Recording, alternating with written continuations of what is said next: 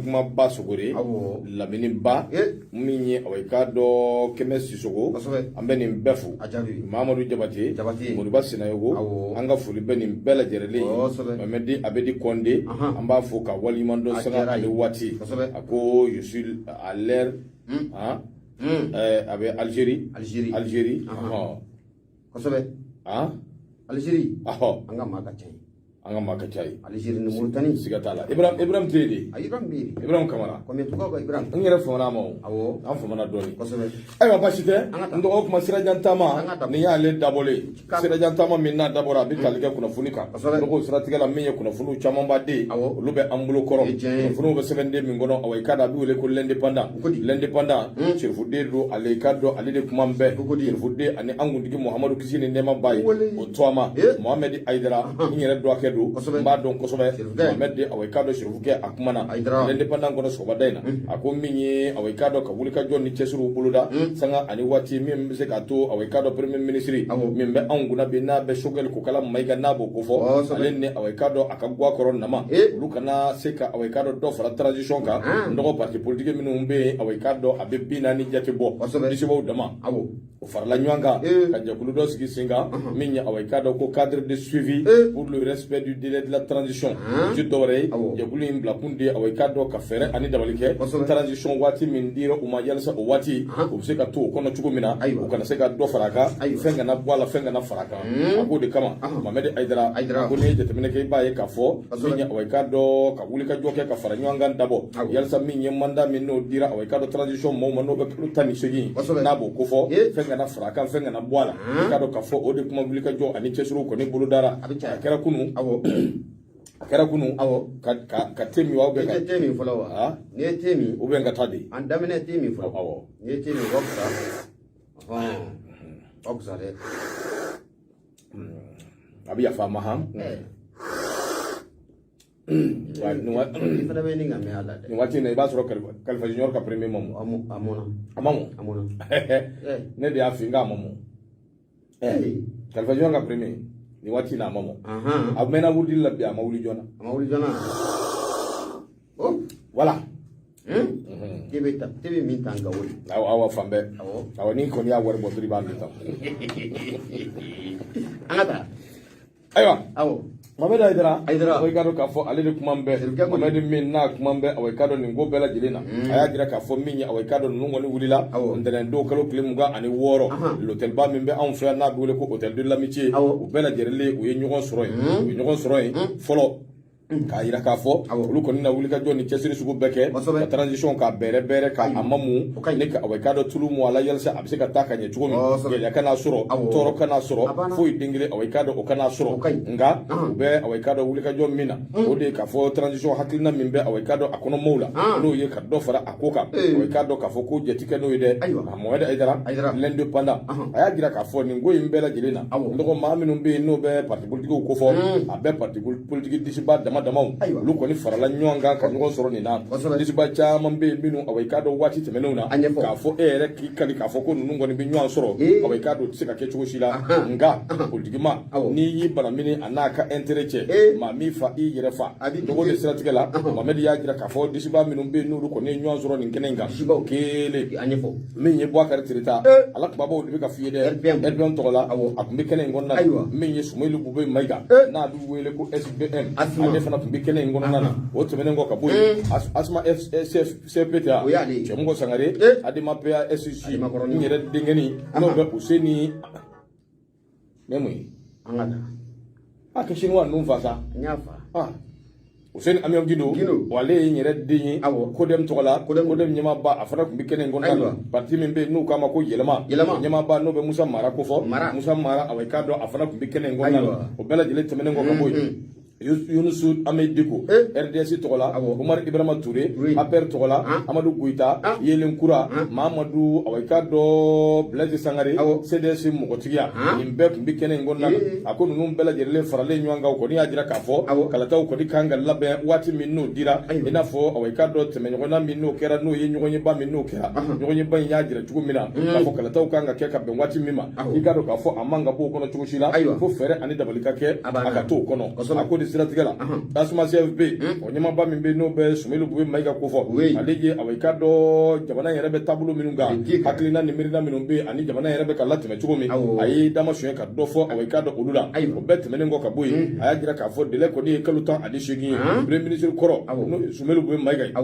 a ko a ka dɔ olu bɛ don minɛ ko bi chef de gouvernement min bɛ anw kunna n'o ye Sogɛli Kokala Mayiga a bɛ fɛ ka jɛkulu min sigi sen kan min bɛ se ka to kalataw jɛkuluba kelen o bɛ a ka dɔ olu organiser o jɛkulu in k'olu ni a bɛɛ lajɛlen sigira ka fɔ kɛ ka fɔ in kɔnɔna na olu bɛnna ko kan ko min bɛ yen n'o bɛ teliya ka jɛkulu in bila ba la ka sɔrɔ a ma kɛ kɔlɔlɔ ye wa n'u taara ka taa fɛn wɛrɛ don a kɔnɔ a ka dɔ k'u yɛrɛ nɔ don a ka dɔ machine nɔ tɛ a k'o bɔlen ko ye Musa Mara ale fana ye a ka dɔ yɛlɛma tɔgɔ la ani a ka dɔ parti politique ninnu bɛɛ tɔgɔ la a ye kuma bɔ ka bin a y'a jira k'a fɔ olu kɔni bɛ taabolo min kan i ko bi fɛɛrɛ ani dabaliw de ka kɛ sabu bɛɛ bɛnna min kan o de ye fɛn ye fɛn min ni a kan ka waleya kalo 18 a ka dɔ cɛsiri ka kɛ waati bɛɛ ka kɛ pour que o ka se ka ɲɛnabɔ sabula transition ye waati min ye o ye fɛn ye fɛn min n'a dɔnnen don o ye fɛn ye fɛn min n'a kan ka tɛmɛ cogo min na n'o ɲɛ dɔnnen don transition ka taa joona a ka ban joona o de ye fɛn ye fɛn min ni a ka dɔn a ka nɔgɔ an bɛɛ lajɛlen ma min bɛ se k'a to baaraw bɛ kɛ cogo min a ko kuma na fɛɛrɛ ani dabaliw ka kɛ teliya la ko in bɛɛ lajɛlen bɛ se ka ɲɛ sɔrɔ cogo nɔgɔ dakuru ɲɛ kelen na nin bɛɛ bɛ min ko fɔ parti politique ninnu a bɛɛ bi na ni jate bɔ olu de farala ɲɔgɔn kan en bloc k'a jira k'a fɔ min ye hakilina min bɛ yen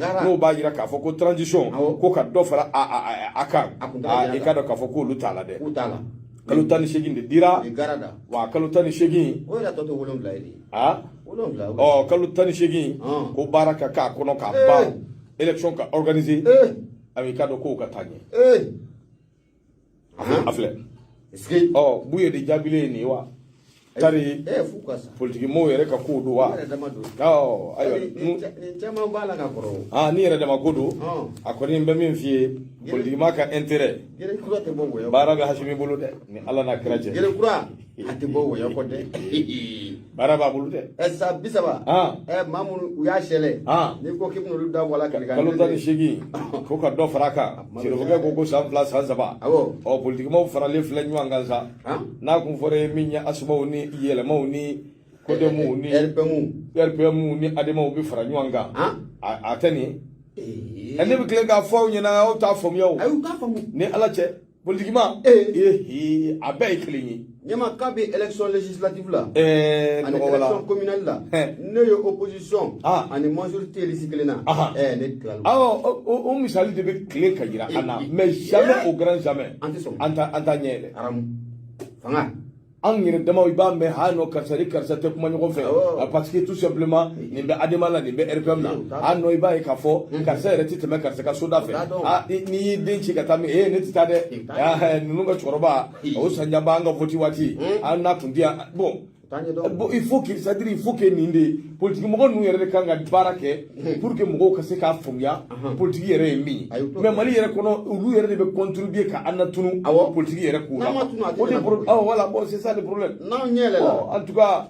a bɛ nin cogo in na o politique mɔgɔw kɔni y'a jira k'a fɔ ko min ye kalo 18 ko fɛn tɛ fara Hasimi ka fanga kan a filɛ nin ɲɛma y'a f'i ɲɛna cogo min na min ye Gelekura ale kɔni tɛ bɔ wɔyɔ o kɔ n'i y'i bolo bɔ ne bɛ n bolo n b'a kari ka don indicateur duuru bɔ n bɛ bɔ ni ale ye ale bi ko la ɲɛma o ma ban maa mun tun bɛ fɛ ka dankari an ka jamana faama na ne bɛ Asimi Goyita n'a b'ale kofɔ jamana faama n'a b'ale kofɔ Baba ko Buye a parlé ko c'est tout c'est fini Baba Adama ko ten a banna o n t'a dɔn a tun bɛ yɔrɔ min o ne kana de tun y'a minɛ wa n dala kuma tɛ yafa ma Baba yafa ma fana dugu jɛra ɲinɛ ma ayi e yɛrɛ kɔni b'a dɔn sisan bɛ Baba sɔrɔ mobili kun fɛn n dɔgɔ kana défense ta dugu jɛra Baba ɲinɛ ma bi sabali koyi komi connexion yɛrɛ o de y'a to Baba fana a tɛ ka lamɛnni kɛ dɔ in fɛ parce que Ala ka a bɛ ɲɛ n'Ala sɔnna an ka taa Baba an bɛ ɲɔgɔn bolo ɲɛma ko maa mun kɛra sababu ye n'a tun bɛ fɛ ka an ka jamana faama n'a bɛ Asimi Goyita n'a b'ale kofɔ ka ale ni kɛnɛ kɔni ko o karaba mun ye o ka saya hali bi ko a ji a bɛ da a sɛnɛ o la mun ye CNDH na ale kofɔra ale ye jɛkulu ye jɛkulu mun na a sigilen don sen kan buna adamadenya lafasani yɛrɛ o kama u ye fara u y'a kari baara dɛ u y'a yira k'a fɔ ko sɛgɛsɛgɛli dɔ de kan ka sigi sen kan kɛ yɛrɛ ye sɛgɛsɛgɛli kan ka sigi sen kan sababu mun kɛra sababu ye ka nin cɛ kofɔlen n'o maa mun tun bɛ fɛ ka dankari an ka jamana faama na a sara kun mun na ko fo a ka ɲɛɲini a ka dɔn ni du ye CNDH jateminɛ ale ye jɛkulu de ye jɛkulu mun ni a bɛ mun ye bunahadamadenya ka a lafasa kosɛbɛ an ko ma ko droit de l'homme Fatirikaba a y'a yira k'a fɔ mun ye Abdramane Dukure ale de kumara a ko dimanche don ni hakili b'a la n'o bɛnna juillet kalo tile 24 ma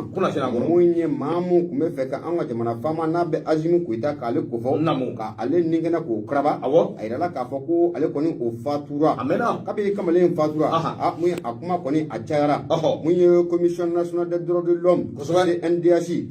olu kɔni ye laɲini kɛ ko sɛgɛsɛgɛliw ka kɛ kun jumɛn de kɛra sababu ye ni maa kofɔlen ka a fatu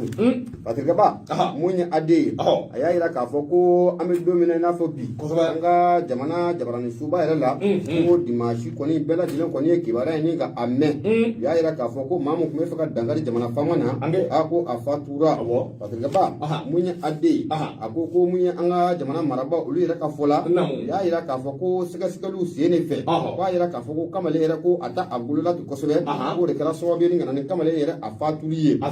u y'a ta ka taa n'a ye hôpital Gabriel Touré la a ninkun ko o taara bɔ mun ye Pongier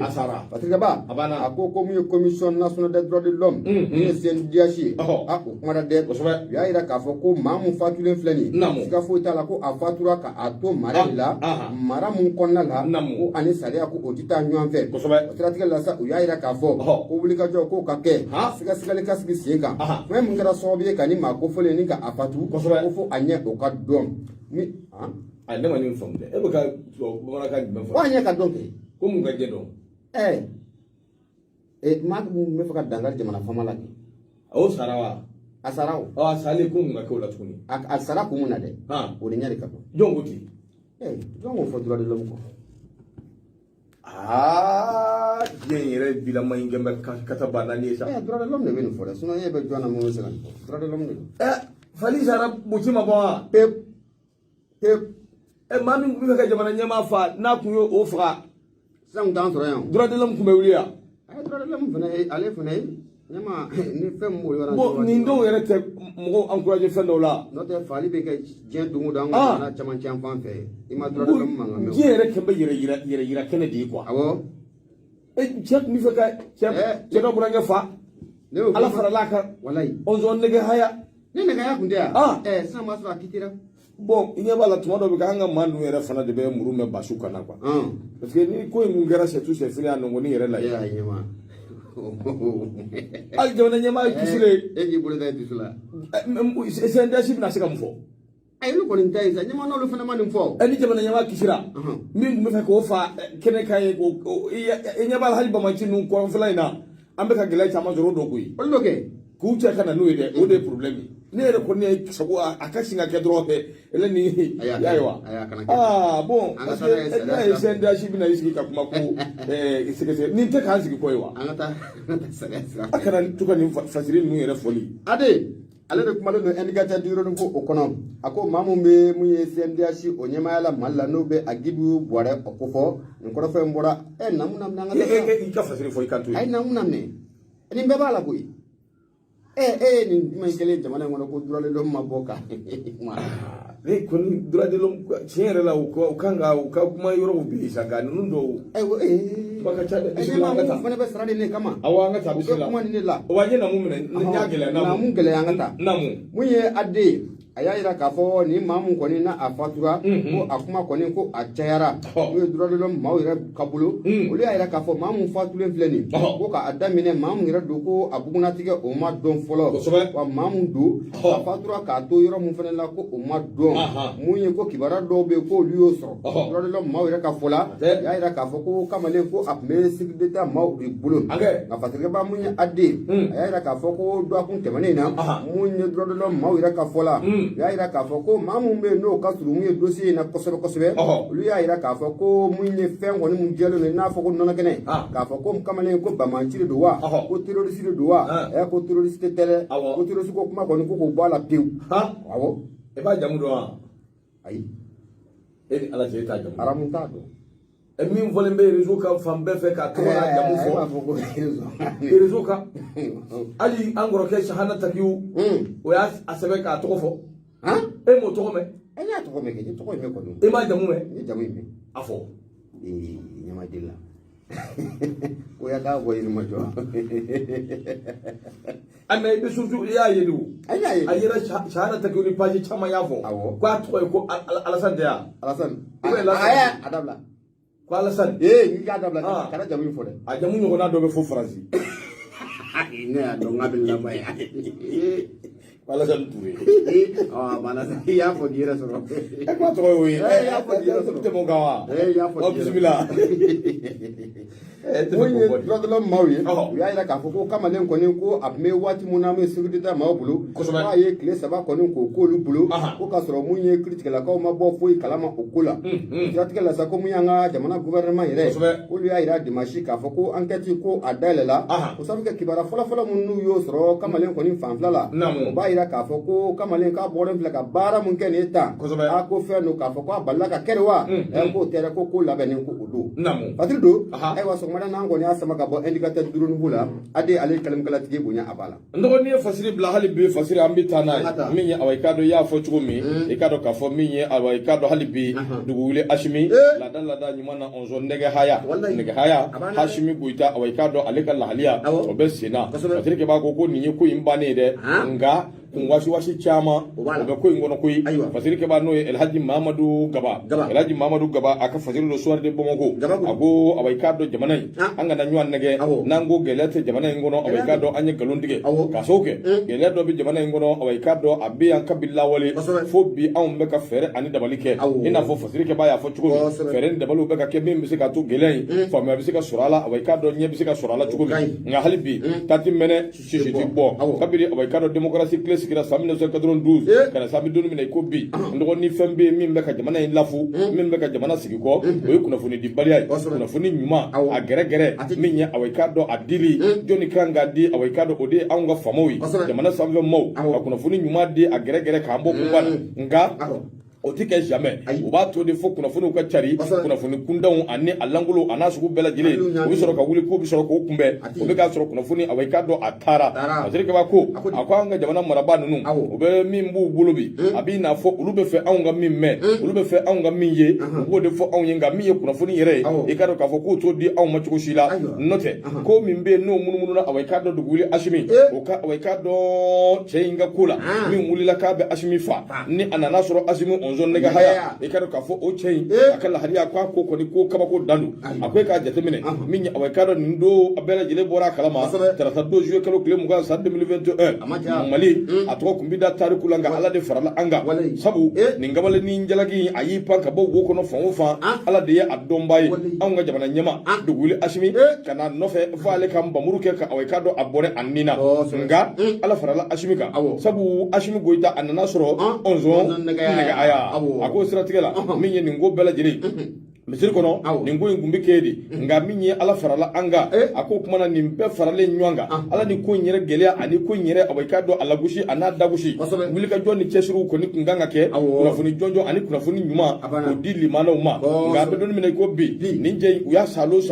be yitafo do ko ka tara commissariat troisième arrondissement do ko ka tara sécurité d'état la kuna funi ngoni charila nga min ye ko procureur min be na be commune de kuna parce que limbe ka kuna funi kono watimi ko procureur ko dossier ta bala o kuma an bebe kuma na sa do ba fo ko ashimi awaikado ayre ka plando do ko ala farala ashimi ka do ko kwa ya ashimi kan diga ka ba ga ko nega haya be yitafo wati mina ambola ambe ka kuna foni jonjo jini o wati kele ndila ambi bali ka bo mingala ma minye jabarani sanfe no be ORTM ko fo anana jira awna ka fo ninje eleni ko c'est tout c'est fini onzo mort kasara afora dimashi ndo fasiri ke ba ko ako kibaria de nana bin ni chuina afoko ni jey awaikado kwa sara peu onzo mort c'est tout c'est fini fasiri ke ba ko ako kuma na sa ambe don mene ko bi chemi mfle ne na wuli la ka bitase ashima ni chuina na le bonne na anina jongo ala bi yalma kuna foni jimende bi min bora akala haliya tay ngire joni mu yabla ni na gelen nunu ananyo konan chama malien de be ka nyingali minge bi ala de adombaye nga an bɛ don min na i ko bi cɛ in ka saya n'o fɔra k'a jira bɛɛ lajɛlen na k'a fɔ k'a sara nin cogo in na maa caman b'a bila u kunna k'a fɔ ko enquête k'o banna o kumana ko nin ye ko yɛrɛ datugulen an bɛ min nɔfɛ an tɛn'o ye bilen hali n'o y'a sɔrɔ u bɛ ka kunnafoni wɛrɛw di parce que kaba kɔni y'a jira k'a fɔ e ko nin ko in tɛna kɛ c'est tout c'est fini nin ko in bɛna kɛ awɔ i k'a dɔn discours ban pewu ye parce que filɛ min ye awɔ i k'a dɔn soir de Bamako min ye awɔ i k'a dɔn El Hadji Mamadou Gaba a ka fasiri don u ka bidon bɔli n'o tɛ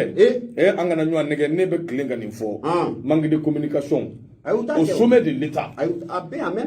c'est-à-dire n'i y'o ye jamana o jamana min na wallahi ça veut dire que jamana in tilennenya tɛ yen bilen non c'est pas clair ni manque de communication jamana kɔnɔ sira sugu dɔw fɛ e bɛ siran ka e yɛrɛ bɛ siran ka bɔ ka kunnafoni di non ça veut dire que siga bɛ k'o la an bɛ dugawu kɛ ala ka ni sababa bɛ hali bi jamana in ala k'a basigi El Hadji Mamadou Gaba an ka foli b'a yɛrɛ ye bisimila Nyama ni y'i bolo bɔ sɔn de Bamako kɔnɔ mun ye indépendant ne bɛ don ale kɔnɔna la ni donna kɔnɔ maa min kumalen don a kɔnɔ o ye Abdoulaye Dembele ye a ko an ka taa an ka kalanko bunnakun o sanfɛla la a ko nin waati in na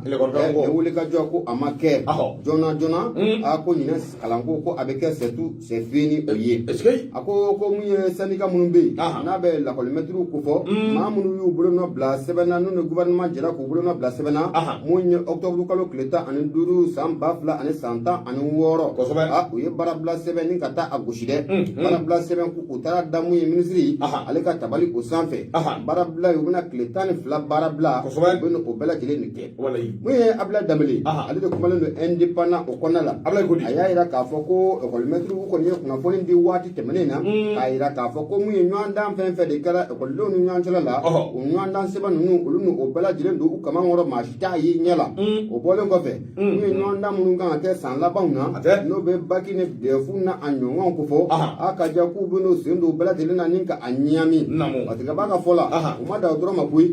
kunun tɛnɛn don n'o bɛnna mun ye juillet kalo tile 26 ma mun ye minisiri mun bɛ yen ministre du travail de la fonction publique et du dialogue social mun ye baarabila sɛbɛn 12 baarabila sɛbɛn u taara o ci u ka tabali o sanfɛ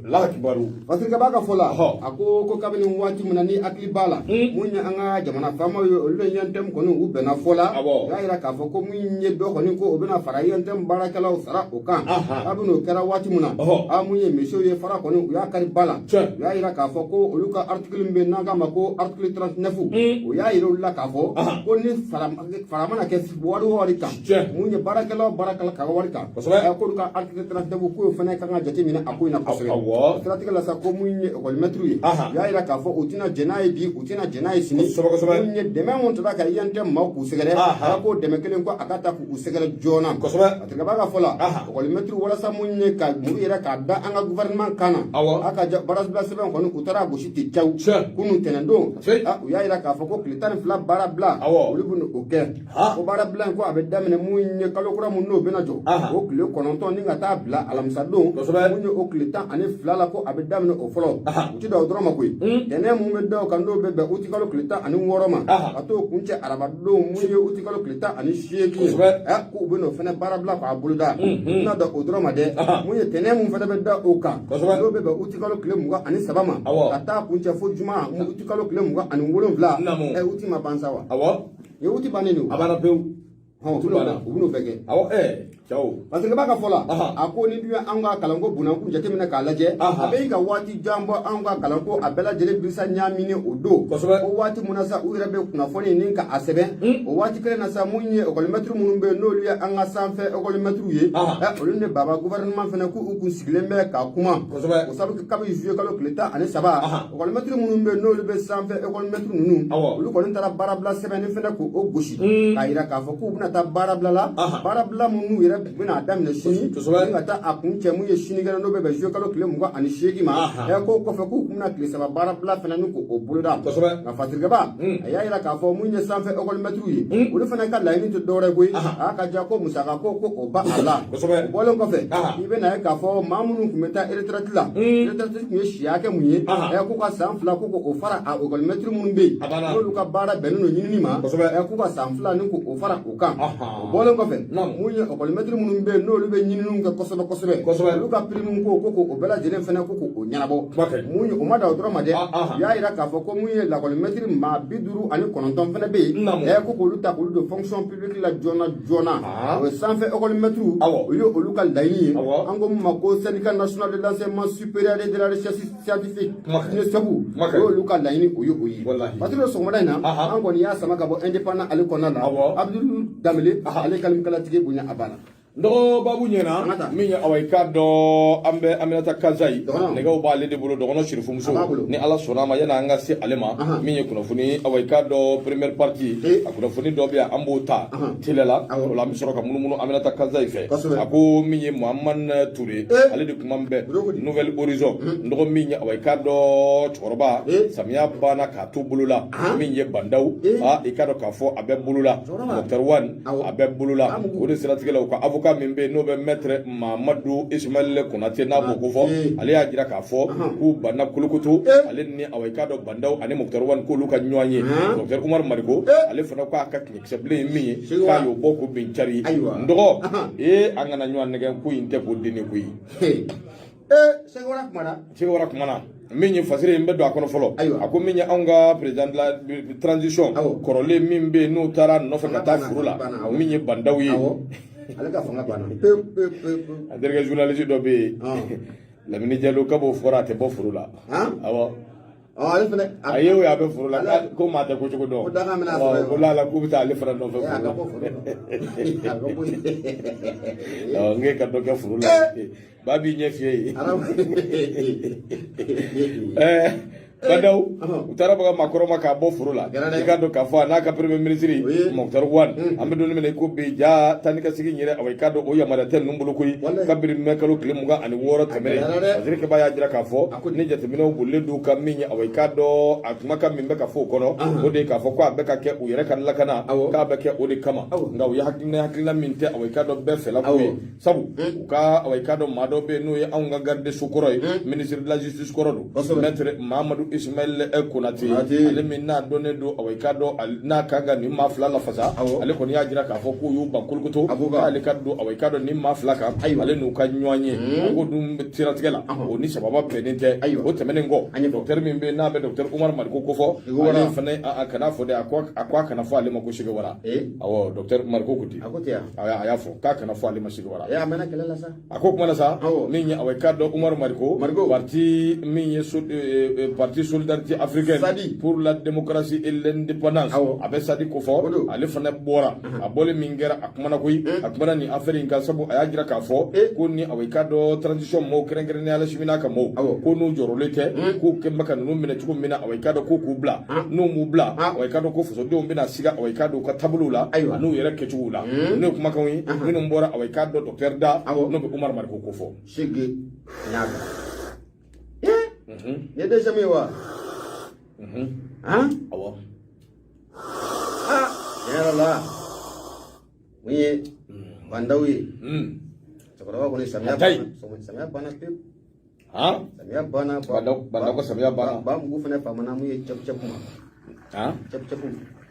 o fana ye tiɲɛ Waziri Keba a ko min ye awai ka dɔn anw ka homme fort minnu bɛ yen n'a bɛ transition belebelew ko fɔ min ye awai ka dɔn ni 25 septembre 2020 Bandaw ani awai ka dɔn Mɔkutari Wan n'u sigira i hakili b'a la kalo tile 26 n'o ye mai kalo ye san 2021 olu kɔni awai ka dɔn Asimi Goyita n'a ka maaw u y'u bila kɛrɛfɛ sabula awai ka dɔn o kɛra sababu ye ka gouvernement dɔ sigi sen kan gouvernement min ni sababa ma bɛn o de siratigɛ la min ye nin ko ye kaba a kɛra min ye awai ka dɔn Asimi Goyita awai ka dɔn ale ka maa dɔ bɔra ami n'o y'a jira k'a fɔ Bandaw ani Mɔkutari Wan k'u kɔni a yera k'a fɔ k'u bɛ k'u da don fɛn dɔ la an'u bɛ ka bɛnbɛnbɛnw ni fɛn dɔw kɛ ka ɲɛsin jamana in ma o kumana ko jamana ti jɛ n'u ye cogo si la kabi o donni kama fo an bɛ don min na ko bi ninnu kɔni taa ni ka segin awai ka dɔn u dɛsɛra o la sabula o minɛnen don awai ka dɔn k'u bila bɛrɛ la Waziri Keba a ko de siratigɛ la min ye awai ka dɔn docteur Umar Mariko ale kɔni ye sigi ka ko ninnu bɛɛ lajɛlen jateminɛ a ko nin ye fɛn ye fɛn min ni an man ka awai ka dɔn nin fɛn sugu sorola don jamana kɔnɔ an man ka encourager sabu a y'a jira k'a fɔ ko min ye ninnu bɛ taabolo min kan fɛn dɔ fɛn min n'a bɛ maa jɔrɔ Umar Mariko awai ka dɔn ale bɔlen bɔko filanan min na a y'a jira tuguni k'a fɔ min ye awai ka dɔn Bandaw ani Mokhtar Wan k'olu bɛ taabolo min kɛ ko bi n'a ma lajɛ ji ɲuman jɔlen na i ka dɔn Asimi Goyita n'a ma wuli k'i jɔ k'a lajɛ ka ninnu bila i ka dɔn a bɛ ka minɛli min kɛ k'a laban ko a bɛ kɛ gɛlɛyaba ye u ma a k'o de siratigɛ la min ye kolonel Asimi Goyita n'a ma ɲɛ k'a fɔ ale de ye i ka dɔn ɲɛmaa ye ale bɛ ka kuma fɛ o de la n'o tɛ ale ni Bandaw tɛ ale ni Asimi tɛ ale ni Mokhtar Wan tɛ wa nin si tɛ i ka dɔn k'a fɔ ko ale bɛ nin lafasa ko o si tɛ i ka dɔn tiɲɛ ye ale bɛ min nɔfɛ Bandaw de ye tiɲɛ ye Bandaw de ta ye ko bɛɛ ye o kumana disons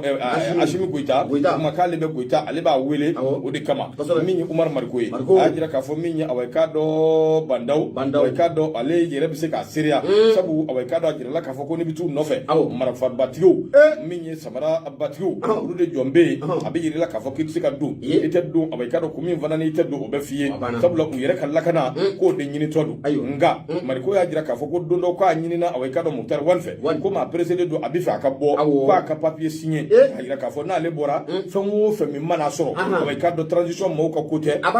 Asimi ka ko tɛ Sogɛli ka ko tɛ wa maa wɛrɛ si ka ko tɛ n'a sɔnna k'i bolo n'o bɛ papier la min ye Mokhtar Wan ye k'u b'a bila ka taa kɔsɔkɔsɔ a ko kuma min n'o fɔra min ye Umar Mariko a ko tiɲɛ tɛ dɛ k'ale bɛ min fɔ k'u filɛ ka nin kuma min fɔ maa si tɛ naloma ye jamana in kɔnɔ ko ni i ka dɔn Mokhtar Wan sɔnna ka nin kɛ k'u b'u nbɛru ka taa a jogi yalima k'a bɔnɛ a nin na k'u bɛna kuma wɛrɛ sɔrɔ i ka dɔn ne k'o fɔ o dun n'o fana fɔra k'o fana ye a dama ko ye min ye fasirikɛba ye a ko nin jɛ n'o ye Umar Mariko ye a ko fo i ka dɔn jamana famaw u ka ɲɛfɔ fasodenw ɲɛna n'o y'a sɔrɔ min ye i ka dɔn u sirannen de don sabu Bandaw ni Mokhtar Wan fɛn dɔ de b'u bolo i ka dɔn min ye gundula ko ye n'o bɛna poyi kɛnɛ kan yalima n'o y'a sɔrɔ Bandaw ni Mokhtar Wan n'u kɛlen bɛ ka tiɲɛni de kɛ suyɛni i n'a fɔ a suyɛni n'a ɲɔgɔnnaw k'u bila kiiri mɔgɔw ka bolo kan k'u ka ɲɛnabɔ min ye bɛɛ lajɛlen ka se ka lafiya k'o de ɲɔgɔn tɛ an b'o la waati min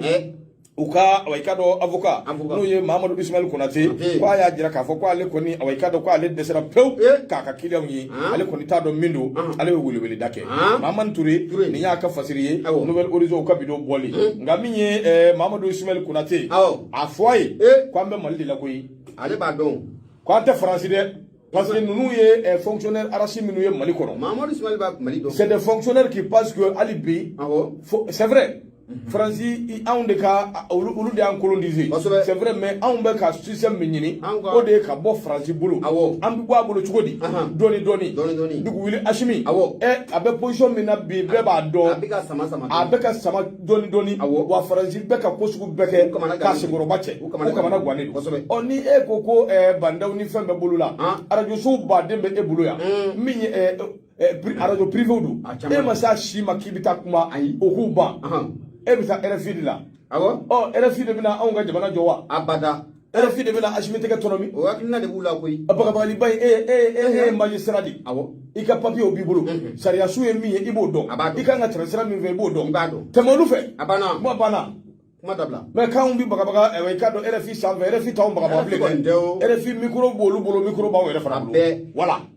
u tɛ se kuma na n'a ye koyi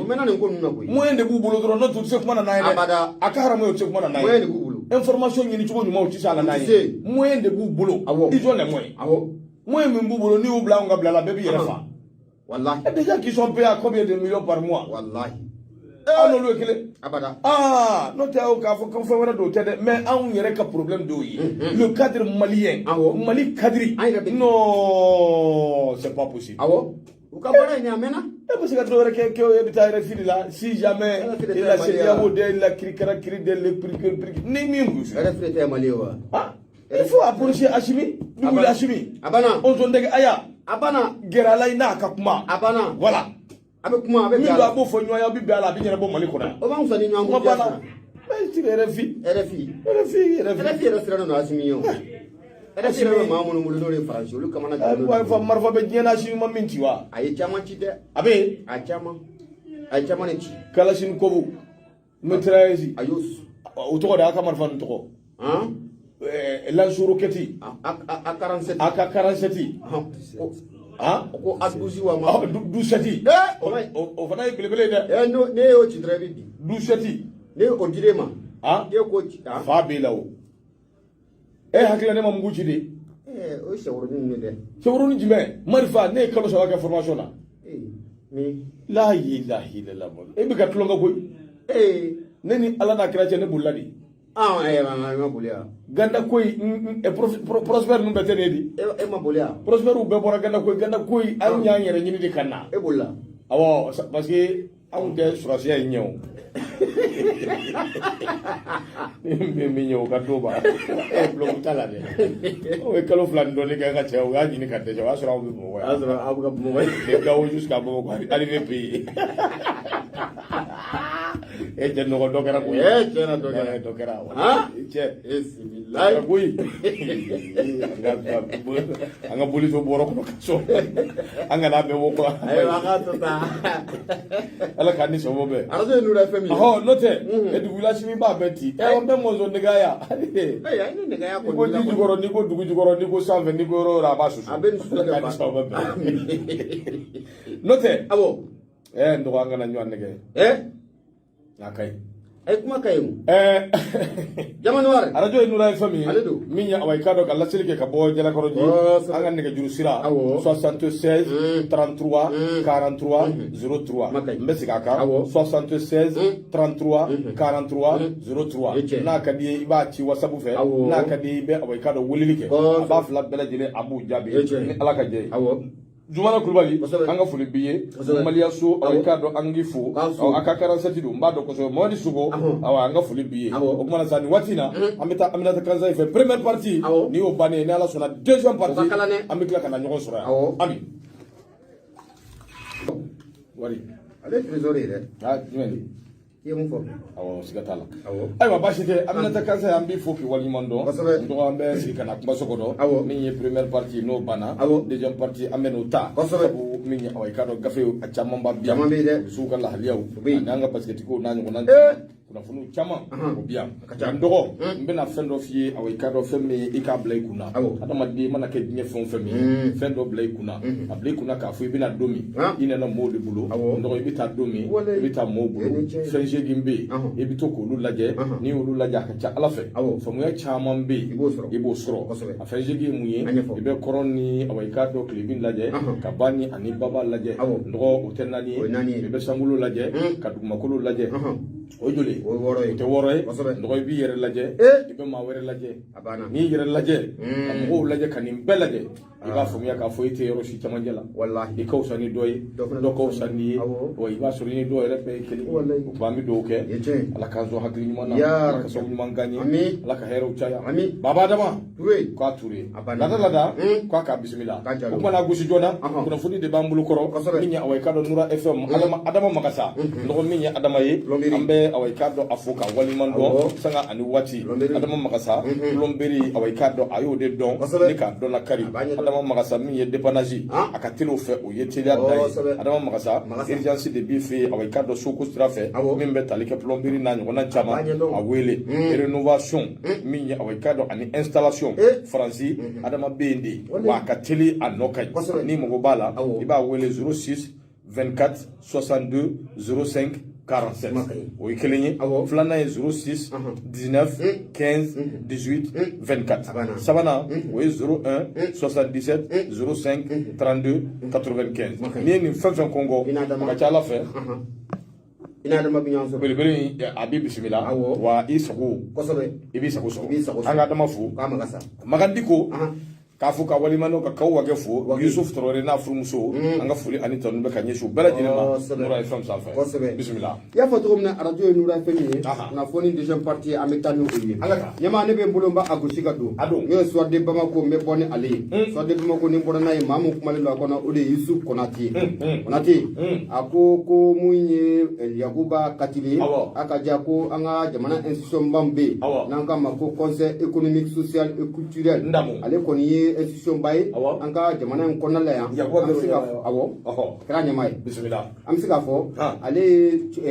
chagero yi chagero mun naka bara ben wala mun mu bo anga jamana konna la ayra ka buna adama diam ko kata semu yeseko ani dongo ma jamana fencha mane bi o bela dire mi nyon sro ni jekulu bay kono ale re jamana institution shekina ko o ya aye parce que ba ko ako kunu no benajwe kalo clé muga ani woro ma mu conseil économique social et culturel aye nyama ɲɛmaa kura sɔrɔ dɛ ɲɛmaa kura o tɛ dɔwɛrɛ ye o de ye INTM secrétaire général ye n'o bɛ Yakuba Katile n'o ba ale kofɔ wa min ye san 5 de dira Yakuba Katile ma ni jɔyɔrɔ in ko a bɛ o de kɛ a la Fasirikaba ka fɔ la a ko ni dun y'a jateminɛ ka a lajɛ nin yɔrɔ in ko yɔrɔ belebele don an ka jamana in kɔnɔ koyi maa min yɛrɛ tun bɛ yɔrɔ in na o tun tɛ Bulkasumu Ayidara ye wa ale de tun bɛ yɔrɔ kofɔlen na waati tɛmɛnenw na ka tɛmɛ nka kunun tɛnɛndon n'o bɛnna juillet kalo tile 26 ma a ɲɛmaa kura ko o sɔrɔ a ko maa 58 o de tun kan ka kala k'a ta ka maa 54 olu bɛɛ lajɛlen y'a jira k'a fɔ ko olu bɛ Yakuba Katile ka ko o de la Fasirikaba ka fɔ la a ko Yakuba Katile dɔrɔn ko Amadu biro in kɔnɔ koyi a ko i bɛna ye k'a fɔ ko maa disiba dɔ fana donna biro in kɔnɔ la mun ye Amadu Sanusi Dafe ye n'ale ye chambre des mines maa ye ale kɔni kɛra mun ye Yakuba Katile o ka vice président o ye o bɔlen kɔfɛ ko min ye madame Jalo Bɔci Sen ale ye APK maa ye ale fana o ba a la mun ye monsieur Ousmane Traoré ale fana ye INTM disiba belebele wa ale fana ale nana don a kɔnɔ la mun ye secrétaire ye ale kɛra o ye Fasirikaba ka fɔ la a ko nin ko in bɛɛ lajɛlen fana tɔ a bɛ ban bi a maa tɔw kan ka sigi bi n'o bɛ bɛn mun ye juillet kalo tile 27 wa kun bɛ taa kɛ mun ye juillet kalo tile 29 Fasirikaba ka fɔ la mun ye Yakuba Konate ye a y'a jira k'a fɔ ni jɔyɔrɔ mun talen filɛ ka kalifa Yakuba Katile ma ta a yɛrɛ kumana dɛ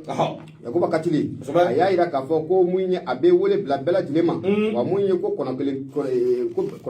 o tɛ se ka bɛlɛ ko o ta cogoya si la ko bɛɛ lajɛlen ka jɛ k'i bolo di ɲɔgɔn ma jɔyɔrɔ mun filɛ nin na a kalifara ale ma mun ye danaya minnu y'a ta ka da ale kan a bɛ se ka kɛ mun ye sanayɛlɛ ani kunkɔrɔta ye cogo min na ka ɲɛsin mun ye jamana in yɛrɛ ma ani a baarakɛla u yɛrɛ ma Fasirikaba ka fɔ la a ko nin yɔrɔ mun filɛ nin n'a tale filɛ ka kalifa Yakuba Katile ma ta ko a balila maa caman na dɛ o sabu kɛ n'i ye ko jateminɛ nin waati laban ninnu na fiɲɛ yɛrɛ taabolo o bɛ cogo min na k'a fɔ ko nin jɔyɔrɔba in ko a bɛna ta ka kalifa Yakuba Katile ma ko a tun bɛ maa caman ni ko o kamana kɔni ko o gan Fasirikaba ka fɔ la a ko mun ye Yakuba Katile an ka jamana mun ye baarakɛla n'o bɛ Union nationale de travail du Mali INTM olu ka ɲɛmaaba o de don wa nin baara mun fana talen filɛ ka kalifa a ma ta ko nin ye jɔyɔrɔ belebele dɛ a ko ni nin yɔrɔ yɛrɛ jateminɛ k'a lajɛ i bɛna ye k'a fɔ ko jamana baarakɛyɔrɔ caman de bɛ ɲɔgɔn sɔrɔ a kɔnɔna la wari tɛ bɔ jamana kɔnɔ k'a sɔrɔ ne ninnu ta a kalama sariya tɛ ta jamana kɔnɔ k'a sɔrɔ n'u ta a kalama ko nin yɔrɔ mun talen filɛ ka kalifa Yakuba Katile ta Fasirikaba ko ɲininkali to min o de bɛ sigi ko mun ye an ka gouvernement a bɛna fɛɛrɛ de tigɛ sen kan mun ye Yakuba Katile a kana se ka tɛrɛntɛ bilen wa a kana se ka fɛn bɔ gouvernement ta la wa ko nin y'o baara de sigilen sen kan wa ko ɲininkali to min ko a kɔni ko a bɛ sigi o bɔlen kɔfɛ mun ye hali bi mun ye Fasirikaba ye a ye ɲininkali to min ni k'a sigi a ko maaw bɛ fɛ ka fɛn mun dɔn gouvernement filɛ ka nin baara min kɛ nin ta k'u bɛ fɛ ka fɛɛrɛ ni dabali kɛ ka mun ye syndicat jɛkulu ninnu k'u don a kamankɔrɔla la wa ko ɲininkali fana to min ko a bɛ sigi ka fɛn mun kɔni jɛlen don i n'a fɔ nɔnɔ kɛnɛ nin jɔyɔrɔba in ko a taara ka kalifa Yakuba Katile la wa kunun ko a kɛra ɲɛmaa ye mun ye san 5 o de dira a ma a bɛna baara kɛ san 5 o de kɔnɔna la Patiri don sɔgɔmana na an y'a sama ka bɔ mun soit de Bamako kɔnɔna la Yusu Konate ale kalimukalatigi bonya a b'a la nɔgɔ bonya diyara n ye nɔgɔ min ye awa i k'a dɔn hali bi kunnafoniw b'an bolo kɔrɔ min ye fasiriw ye a bi l'indépendant nka n bɛ min f'i ye Mali yɛrɛ tɔgɔ ye Kabakodugu min ye awa i k'a dɔn sanga ni waati kow de bɛ kɛ minnu bɛ kabako kofɔ Musa Ture a ka fɔ ka waliman dɔ Faransi Makan Sidibe bɛ fo Itali min ye awa i k'a dɔn Ibrahim Traoré Malta an bɛ nin bɛɛ fo u bɛɛ waliman dɔn Yusufu Traoré n'a furumuso Amérique sigi la min ye an ka foli b'u ye ko an kana ɲinɛ Amadu Bagayoko kɔ a bɛ awa i k'a dɔn Indonésie nɔgɔma nin ye mani mɛ si ma labɔli kɛ Maliya so bɛ fo Mali invisible k'a kɛra fama ye nɔgɔ Sori Ibrahima Kulubali a ka fasiri bɛ l'indépendant kɔnɔ u ka sɔgɔmada in na bɔli nɔgɔ ni hakili b'a la min ye farikolo ɲɛnajɛ dɔ bɛ yen n'an b'a wele ko baskɛti a bunagu awa i k'a dɔn a kun lamagara a bɛ waati dama dama bɔ sabu sanfɛcɛlu min filɛ nin ye diɲɛma wulila ni Mali tɔgɔ ye a bɛ waati dama dama bɔ nka anw kun hakili la k'a fɔ ko ko in a bɛ nigisi nagasa nka ko in bɛ ka taa koyi maaw hakili la k'a fɔ ko in dara ko in bɛ ka taa o siratigɛ la min ye awa i k'a dɔn u ka entraîneur dɔ bɛ yen u b'olu wele ko coach dɔ bɛ yen n'a bɛ Amadu Bamba ko fɔ n dɔgɔ a bɛ dɔɔnin minɛ i ko bɛ 11 kaso a bɛ kaso la u taara datugu wa a taara denmisɛnnin k'a bɛ to ka voilà toka famia quoi demseni no ani viol ni anyona chama quoi voilà bitu ko deke bitu ko deke akabara demseni kunda basket ke la demseni muso nunu minu masekoyi minu on sont pas arrivé de quelque chose voilà ou quoi voilà ako kuma na sa ambe doni mena ko be minyi awekado ni ko ni hakli bala jouer ngalo temeni minyi awekado journal do be na be awekado american ko journal do fo na be New York Times na be fo New York Times lu yugulika joke ka yira ka fo onga basket budaguka ndoko minyi awekado mado be no lunga ne ka tugun ko sobe jugo yere mai sabu lu ko ni awekado jalatu bulu dala wati be ba nyeshi awekado demison dima mim sika to awekado demison nu o fana be giru no fe yelma sika place soro yelma awekado sika do ekbula chugomi onani onan chama o de stratigala minyi fiba no be awekado Fédération internationale de basket amateur ko fo no lu ko ni nyeshi be ni go bema nyebe lu yugulika joke ka nyangiri bereta kanga mado awekado ko lu segere nyangiri bereta menen go ka boy mali yere anga kiri bunagu ale fana yi sendo kula akele ngi sendo kula juge d'instruction bela korbalimba mimbe no be communicateur de sécurité bon ko kuna kunu wulika joke wulika jo min gona na ay touré fana tew iba soro korbalimbe doyembe ale wulika joke ka Amadou Bamba awekado ka limine nika awekado adumberela wa ka minyi kasubumba ka blakatai aminena awekado ni haklibala Amadou Bamba sambidru anikele kwa ale koni mayemi na équipe nationale babulu U18 musolakaw basket kunda o babulu kabiri san 2016 awekado onongo mbela wulika jo ni chesiru kera nofe ka abe bara mina ko aborola sabula ayera ka foko aka awekado jalako o koni aw beto ka susu kuma chama ka nyeshi awekado demsenuma no be basket kela ko fo parce que ba ako minya awekado ninjay ko awekado ayera ka fo abe bingani wale ataka nyeshi minye musumani sababu bongo ulube awekado be basket kunda ka be awekado bingani wale abata ka nyeshi uluma eleni ni minya banfana wati dobike eleni ekoni ni ika carrière re na dola okoni uyo no yale ne koni maso ado passer bani hilo shiko ado passer nagato karao ekoni kako awekado ka fo ado wale okona za ningo jama ningo ye chama nyaka kara ko me adana kara abada dorno wallahi mali aflada wallahi ana kara shuru ngoka Patrick ba no suri Ibrahima Kulubali ale kon ya jira ka fo ni ye fenye femi nabi ma kamana gongo so Amadou Bamba ba ko ni menena awekado datugule do watina suri Ibrahima Diallo Kulubali l'indépendant no ni aka fasiri o ka bidon boli ko nyabala boya ajarani nyama ala ganye kada amina ya rabbi ala ganye kada ma amina ya rabbi awani mbeda ni ko ni ai ni chapa de biu woni ala kan nina ga sababe ma chama na sika ifana ni mega shinwa imbwangu na tindi nina ga sababe ma chama na sira abana na chama oni jugo ya ma Mamadou Umar Ba sika tala abene jugo nao bismillah kamale ngora ka igati ga tuka jalala non ta maide bismillah asobe muye Fasiri ameta na albi nyama radio Nura FM bi kono to anana ni tomi mulu duru amela selike ka bojala korochi ni bale orijo mba le tati jaw muye nyama ni te kibara duma ngoni ninjo oye anga ta an resra ko bajangara aka ja dugumbe nanka mako doron tuno ale rabe bajangara o cercle lu oro konala akoy be na ka fako bamanju ukoni tara tun yoro enka kunu tenando no bena jwe kalo kle muga ani woro ma aka jako afentunne bela jele ko o maye de patrick baka fola ako ibe na e ka foko mi sogomada jona fe fayri chabulu wati ko bamanchi marfatu marfalen chama o de bulu ku tara tun ni dugu ko falen ga o ya soro mu ye dugu do era ko ni chama o lu ye yoro bla o sabu ko ya don ka foko bamanchu buka baga balita ku segere wati tamanu kula kamu ye bamanchu ye o tunen dugu ngoni konnaka mu ye soma toyi mu ye mamunga bulla fe mbe mu ata sisanu na noma nishiku boutique munun be formation nga boutique munun be u ya bela jelen ka c'est tout c'est fini u be se ka tani fe munun yoku tarano oliye ato ni nga tasuma do abela jelen na ka abela jelen nyami parce que baka fola ako uka kibada koni o soro lena ibe na ka fako bamanchi nu wati munna ku uduna so konala una na ka fo mati so kono tasuma do osola uduna bituku konala ma munun be ku ka bituku be ko fe ndon ngo kono u be se ka tani fe munun yoku tarano yi bituku nun to ka soro ka bela bela jelen kɛ charbon kɔni o ye a tigɛba ka fɔ la a ko hakili jiginna i bɛna ye k'a fɔ nin dugu kofɔlen n'an ka ma ko mun ye doron tunu a ko mun ye samedi don m'o bɛnna juillet kalo tile 24 ma a ka ja ko nin dugu kofɔlen kɔni ko a ma diya ko o sabu kɛ wali bamanciw u taara datugu la waati tɛmɛnenw fana la nin don kofɔlen o la a tigɛba ka fɔ la hali bi a ko hakili jiginna nin dugu kofɔlen bamanciw ɲɛ don ne nin dugu kofɔlen na koyi o sabu kɛ marisi kalo tile 28 bamanciw u taara tunu nin dugu kofɔlen kan tuguni ɲɛma k'u ye maa fila u y'o ninkɛnɛ ni k'o karaba wa mun ye imamu min yɛrɛ bɛ n'o ye imamu ye u y'o fana ka so k'a kɛ sɛtu sɛfini parce que i b'a ka fɔ la mun ye alifa galo ye a y'a yira k'a fɔ ko o siratigɛ la maa mun bɛ an ka jamana ɲɛmaya la bi n'a bɛ azimi goyita n'a b'ale ko fɔ ale kɔni y'a yira k'a fɔ ko fɛɛrɛ ni dabali bɛɛ lajɛlen bɛna sigi sen kan min ye lakana o bɛ se ka na an ka jamana fantan naani bɛɛ lajɛlen na cogo min na ka fɛn mun don a ka ja ko a ma nɔgɔn dɛ ko asimu k'a dɔn k'a fɔ a ko sira janba de b'a bolo ka taama nin ye o sabu kɛ an ka dugu caman bɛ bi a ko bamanciw ko kɛlen bɛ ka t'u sigi yen waati ta u tɛ maa ci tiɲɛni fara tiɲɛni kan diɲɛ ma don o don k'u b'o baaraw de boloda nin dugu kofɔlen ninnu parce que don an y'a sama ka bɔ min ye nouvelle horizon kɔnɔna la Alpha Gallo ale kalimukalatigi bonya a b'a la nɔgɔ waati kɔni nana ni kunnafoni tɛ fila ye dɔ kɛra sabu caman dira min ye i ka dɔn n yɛrɛ kɔrɔkɛ masa siribe masa an b'a fo ka waleɲuman dɔn sanga ani waati masa i ka dɔn min ye jalakɔrɔji a yɛrɛ sigiyɔrɔ bɛn bɛ yan ma masa siribe ale foli ka kan sabula min ye i ka dɔn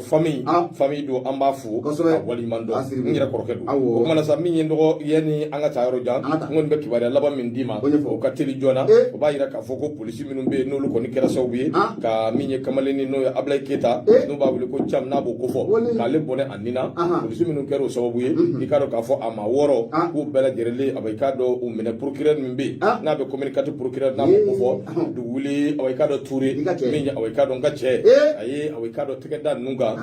maa 6 in a bɛɛ bɛ bɛrɛ la fɔlɔ yan'a ko ka ɲɛɲini ji ɲɛma jɔlen na hali n'o y'a sɔrɔ k'u kɔni tɛmɛna sira wɛrɛw fɛ nin wari laban ninnu kɔnɔna na kunnafoni laban in o bɛ tali kɛ i k'a dɔn nin de kan an b'o de kɛ ka bi gafe k'o datugu procureur min i k'a dɔn Toure k'a ka foli bi yan o kumana waati sera an bɛ bita in bila nɔgɔ bita in bɛ bila min ye Mamadu Jawara barikaw ka Mamadu an b'a fɔ ka waliman dɔn o kɛ Traoré RCI Burama Magasa a bɛ Espagne Alassane Touré k'a kɛra fama ye min ye an bɛ Samassa k'a fo ka Amara Kulubali fo Faransi Adama Kamara a bɛ Italie an kana ɲinɛ Ibrahima Kamara ale bɛ Algérie Mamadou Kane bɛ Amérique an bɛ nin bɛɛ fo Kana Balaba an b'a fana ka foli ale tɔni an b'o kɛ an ka kumasoba in kɔnɔ an kana ɲinɛ Baba Adama kɔ Adama Touré an k'a fo lada an ka foli ba ye ka wage Madame Kulubali wasa ani Wasaka Musa an bɛ nin bɛɛ fo k'a bɛɛ waliman dɔn sanga ani waati Dominique n'a ka denbaya an b'u bɛɛ fo FM i k'a dɔn a kɛnɛba in kɔnɔna waati ale sera Basigine Keta l'international Basigine Keta an b'a fo a furumuso Madame Keta Aïda Magaji an ka foli ba ye nka n ka Amérique sama de ma na fɔlɔ a bɛ sira la dɛ a kulo b'a la i b'a fɔ Aïda ye Amérique sama in dɛ parce que Aïda filɛ nin ye tableau ko i bɛ tableau dɔn wa minnu bɛ nɔrɔ salon kɔnɔ nin tableau ni ninnu joli ninnu ni Aïda y'i ka salon kɔnɔ n'a ma siri n'o ye o y'i tilalen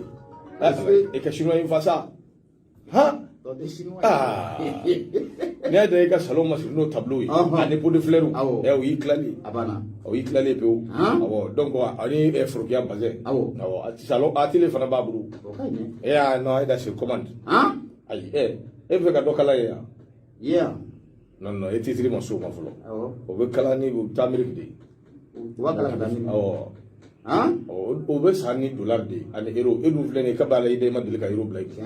kuma tɛ dollar ma a sera ne ma yɛlɛ an ka bɔ mun ye alimanyari an b'a fo n'an y'ale fo mun ye tanti Ajaratu Tarawele an b'a fana fo nin waati na mun ye Gɛnzukaw fɛ yen maa de bɛ nin waati na ko Ajaratu bɛ Gɛnzu de yan ale bɛ Gɛnzu a taara Gɛnzu a bɛ Chine de awɔ ko bɛɛ bɛ yen a bɛ Gɛnzu dɛ Gafujama dɔgɔmuso bɛɛ bɛ yen a n'a furu cɛ sigi bɛ yen u bɛ Gwanzu